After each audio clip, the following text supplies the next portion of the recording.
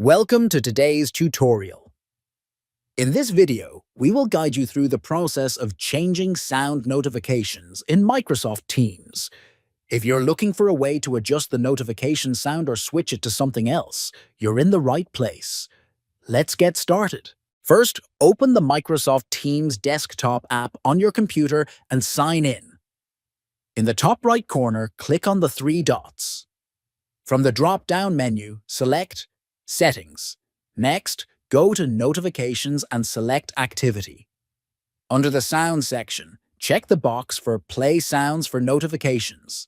Now select the sound you want from the available options. And that's it.